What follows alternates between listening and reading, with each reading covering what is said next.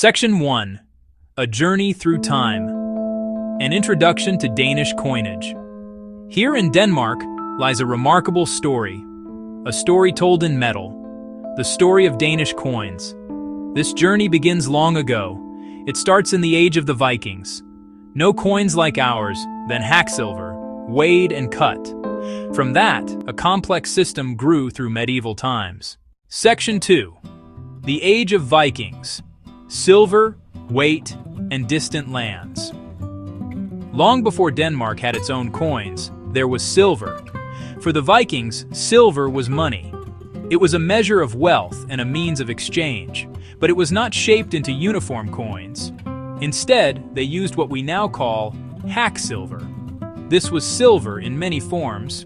It could be jewelry, rings, armbands. It could be bars, ingots.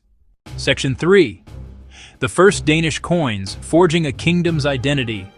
The age of hacksilver could not last forever. As Denmark became a more unified kingdom, its rulers saw the need for their own money. The first true Danish coins appeared around the 10th century. Kings like Harald Bluetooth began to mint their own currency. These early coins were small and thin. They were called pennies, or in older texts, deniers. Their designs were simple, yet significant. As the Middle Ages progressed, life in Denmark changed. Trade grew, towns expanded. The small silver penny was no longer sufficient for all transactions. People needed a way to handle larger sums of money. For big payments, buying land. For big payments, paying soldiers.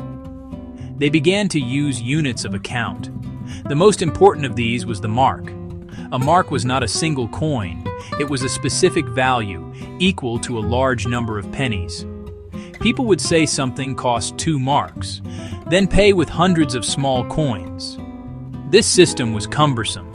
The need for larger, more valuable coins became clear. Groats, skillings. These larger coins were worth several pennies. This made larger transactions much easier. The dawn of the early modern era brought a new and powerful coin to Denmark. This was the rigsdaler. Its name came from the German Joachimsthaler, a large silver coin popular across Europe. The Danish rigsdaler was a substantial piece of money. Large, heavy, high-quality silver. It was the coin of kings, nobles, wealthy merchants.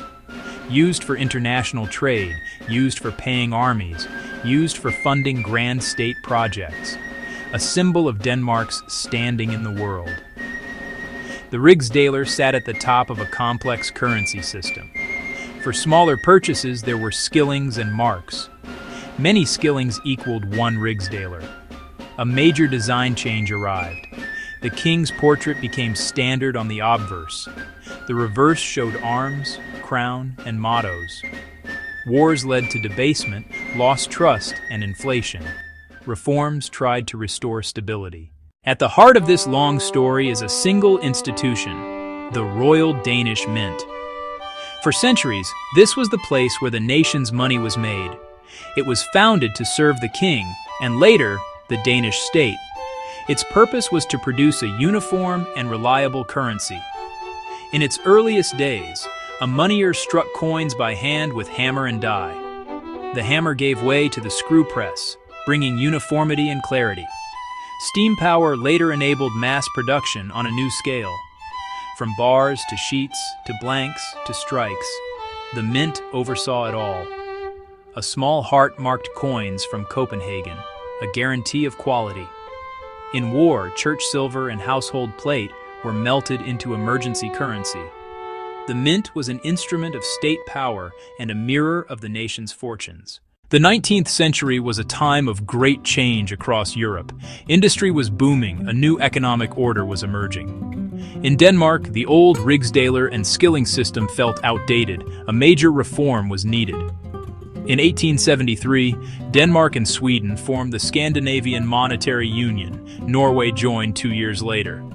The 3 kingdoms agreed to create a shared currency based on gold. The new currency was the Krone, meaning crown. The rigsdaler was retired. The Krone was divided into 100 øre, a simpler decimal system. 1 krone had equal value across the Union. Trade and travel became easier. Gold 10s and 20s, smaller krone and øre in silver, bronze, and copper. World War I ended the Union, yet the name krone lived on as part of Denmark's identity. The designs on Danish coins tell a story of art, power, identity. In the modern era of the krone, one theme has remained constant: the monarch. The front of most Danish coins is dedicated to the portrait of the reigning king or queen, and this tradition connects the currency directly to the head of state. When a new monarch ascends the throne, a new series of coins is issued.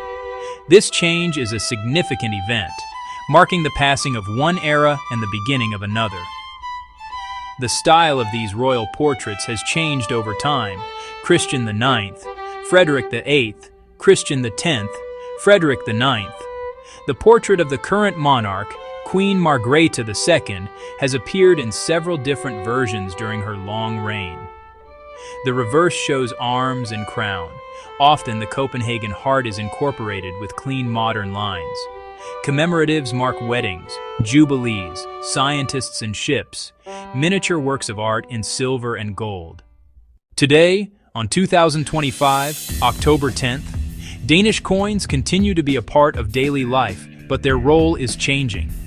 The coins currently in circulation are the 50 øre piece, 1 krone, 2 krone, 5 krone, 10 krone, 20 krone. Smaller øre coins are no longer used, withdrawn as inflation made them cost more than their worth. Bronze for 50 øre, copper nickel for 1, 2, 5, with a hole for instant recognition by sight and touch. 10s and 20s in golden aluminum bronze. Practical coins for millions. In our modern world of digital payments, cards, and phones, it's easy to think coins are becoming obsolete. We use them less than our parents or grandparents did, yet they still hold a special significance. A coin is more than money. A physical object, it has weight, it has a design, it has a history. It is government-issued art that passes through thousands of hands, a democratic object used by everyone.